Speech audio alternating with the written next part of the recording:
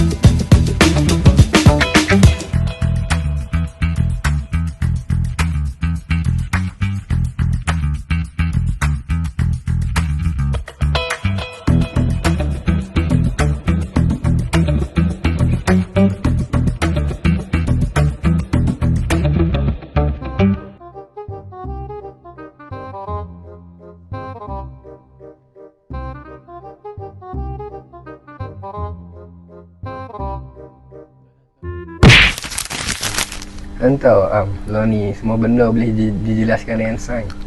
Betul. Lo ni kalau tak ada bukti tak boleh nak percaya. Susah percaya. Jadi semua perkara kena ada bukti baru boleh percaya.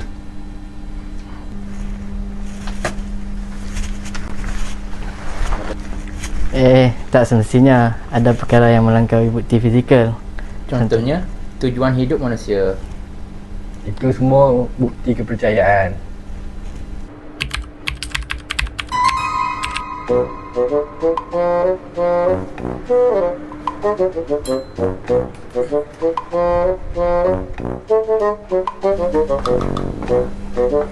Nampaknya semua ada pandangan masing-masing. Apa kata kita buat satu perdebatan? Ya, saya pun nak faham juga sebenarnya mana yang lebih penting.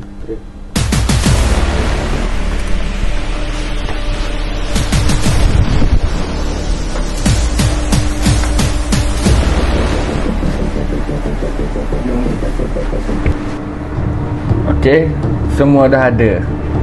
Okey, baik. Mari kita mulakan daripada pihak sains dahulu.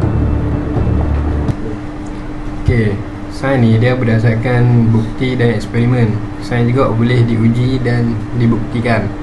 Betul, contohnya dalam perubatan. Ada banyak penyakit yang telah dirawat dan terbukti kesan. Sains juga membawa kemajuan dalam teknologi dan perubatan. Tanpa sains, semua manusia akan ketinggalan. Betul juga. Semua benda pakai teknologi sekarang. Okey, sekarang ni mari pula kita dengarkan daripada pihak Wahyu. Silakan. Wahyu datang daripada Tuhan sebagai panduan hidup manusia. Ia menjawab persoalan yang sains tak mampu menjawab, seperti tujuan hidup dan nilai moral. Sains boleh cipta sesuatu, tapi tak tentukan sama ada ia baik atau buruk. Tanpa wahyu, manusia akan mungkin salah guna ilmu. Maksudnya Wahyu tu macam kompas hidup. Tepat sekali. Tapi kan ada masa sains ni dia nampak bercanggah dengan agama. Itu mungkin sebab kefahaman manusia, bukan wahyu. Sains pula sentiasa berubah mengikut kajian yang terbaru. Wahyu pula tetap dan menjadi panduan sepanjang zaman. Jadi dua-dua sebenarnya tak perlu berlawan. Okey, kalau macam tu kita ambil contoh sebagai orang sakit. Okey, pergi hospital, kita pergi ambil ubat. Itu adalah sains. Dalam masa yang sama, dia berdoa. Itu wahyu. Jangan gaduh-gaduh. Kita sebagai manusia kita guna dua-dua cara. Itulah keseimbangan sebenar. Oh, sekarang saya faham. Sains bantu kita faham dunia. Kalau wahyu pula bantu kita faham tujuan hidup. Mungkin saya terlalu fokus pada bukti saja. Dan saya pula tak nampak peranan wahyu sebelum ni. Kesimpulannya, Sains dan wahyu adalah bukan musuh, tetapi saling melengkapi. Memberi keseimbangan dalam kehidupan.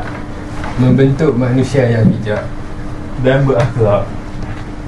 Itulah ilmu yang sebenar.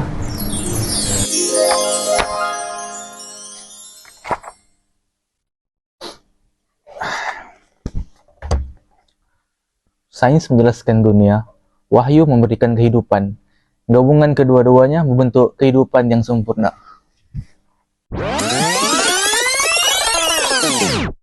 Ni semua benda boleh dijelaskan dengan sains.